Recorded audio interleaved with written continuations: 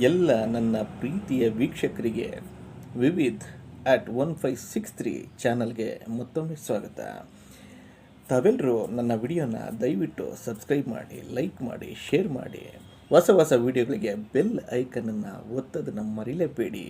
So ಈ ದಿನದ ಮಾಹಿತಿ ಮಂತ್ರಾಲಯದ ಅಣತಿ ದೂರದಲ್ಲಿರ್ತಕ್ಕಂಥ ಅಂದರೆ 12-13 ಕಿಲೋಮೀಟರ್ ದೂರ ಇರತಕ್ಕಂಥ ಪಂಚಮುಖಿ ಆಂಜನೇಯ ದೇವಸ್ಥಾನದ ಬಗ್ಗೆ ಮಾಹಿತಿ ಕೊಡ್ತಾ ಹೋಗ್ತೀನಿ. ಸೊ ಮಂತ್ರಾಲಯಕ್ಕೆ ಹೋದವ್ರಿಗೆ ಎಲ್ಲರಿಗೂ ಸಹ ಈ ಪಂಚಮುಖಿ ಆಂಜನೇಯ ದೇವಸ್ಥಾನಕ್ಕೆ ಹೋಗದೆ ಯಾರೂ ಸಹ ಬರೋದಿಲ್ಲ. ಏನು ಹಾಗಾದರೆ ಇದರ ಮಹಿಮೆ ಏನು ಅನ್ನೋದನ್ನು ನಾವು ತಿಳ್ಕೊಳ್ತಾ ಹೋಗೋಣ. ಪಂಚಮುಖಿ ಆಂಜನೇಯ ಗುಡ್ಡ ಬೆಟ್ಟಗಳಿಂದ ಕೂಡಿರ್ತಕ್ಕಂಥ ಒಂದು ಸ್ಥಳವಾಗಿದೆ. ರಾಯರು ಈ ಸ್ಥಳನೂ ಸಹ ತಮ್ಮ ತಪಸ್ಸಿಗೆ ಇದನ್ನು ಸೆಲೆಕ್ಟ್ ಮಾಡಿರ್ತಾರೆ. ಟೋಟಲಾಗಿ 3 ಸ್ಥಳನ ಅವರು ಸೆಲೆಕ್ಟ್ ಮಾಡಿರ್ತಾರೆ ಮಂತ್ರಾಲಯದಲ್ಲಿ ಆಸುಪಾಸಿನಲ್ಲಿ ಇರ್ತಕ್ಕಂಥ ಸ್ಥಳಗಳು. ಮೊದಲನೇದಾಗಿ ಮಂತ್ರಾಲಯ, ತದನಂತರ ಬಿಚ್ಚಾಲೆ, ಅದರ ನಂತರ ಪಂಚಮುಖಿ ದೇವಸ್ಥಾನ ಇರ್ತಕ್ಕಂಥ ಸ್ಥಳ. ಹಾಗಾದರೆ ಏನು ಈ ಪಂಚಮುಖಿ ಸ್ಥಳನೇ ಯಾಕೆ ಇವರು ಸೆಲೆಕ್ಟ್ ಮಾಡಿದ್ರು ಅಂತಂದರೆ, ಅವರು ತಪಸ್ ಮಾಡಬೇಕಾದಾಗ ಅಲ್ಲಿ ಒಂದೇ ಬಾರಿಗೆ ಪಂಚಮುಖಿ ಆಂಜನೇಯ, ಲಕ್ಷ್ಮೀ ವೆಂಕಟೇಶ್ವರ, ಲಕ್ಷ್ಮೀ ನರಸಿಂಹ ಇವರೆಲ್ಲರೂ ಒಂದೇ ಬಾರಿ ದರ್ಶನ ನೀಡಿರ್ತಾರೆ. ಯಾಕೆ ಅದೇ ಸ್ಥಳನ ಇವರು ಚೂಸ್ ಮಾಡಿಕೊಂಡ್ರು ಅನ್ನೋದಕ್ಕೆ ಒಂದು ಸ್ಥಳ ಪುರಾಣನೇ ಇದೆ.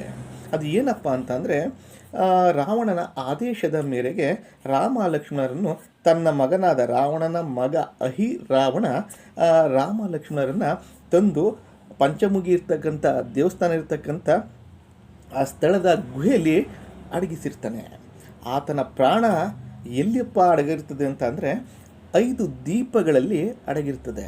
ಯಾರ ಪ್ರಾಣ? ರಾವಣನ ಪ್ರಾಣ.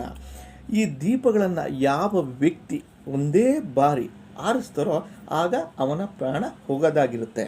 ಇದನ್ನು ಮನಗಂಡ ಆಂಜನೇಯ ಏನು ಮಾಡೋದು ಈಗ ಅಂತ ತಿಳ್ಕೊಳ್ತಾ ಅವನು 5 ಮುಖವನ್ನು ತಾಳ್ತಾನೆ. ಅದೇ ಪಂಚಮುಖಿಯಾಗಿ ಮಾರ್ಪಡ್ತಾರೆ. ಸೊ ಆ ಪಂಚಮುಖಗಳಿಂದ ಒಂದೇ ಬಾರಿ ಆ ದೀಪಗಳನ್ನು ಆರಿಸಿ ರಾವಣನ ನುಂಗ್ಬಿಡ್ತಾರೆ. ಇದು ಈ ಸ್ಥಳದ ಪುರಾಣವಾಗಿದೆ. ಇದನ್ನು ಮನಗಂಡ ರಾಯರಿಗೆ ಧ್ಯಾನದಲ್ಲಿ ಅವ್ರಿಗೆಲ್ಲ ಗೊತ್ತಾಗುತ್ತೆ. ಸೊ ರಾಯರು ಧ್ಯಾನದ ಸ್ಥಿತಿಯಲ್ಲಿ ಇರಬೇಕಾದಾಗ ಪಂಚಮುಖಿ ಆಂಜನೇಯ ಬೆಳಕಿನ ರೂಪದಲ್ಲಿ, ಅಗಾಧವಾದ ರೂಪದಲ್ಲಿ ಪ್ರಕಟ ಆಗ್ತಾರೆ.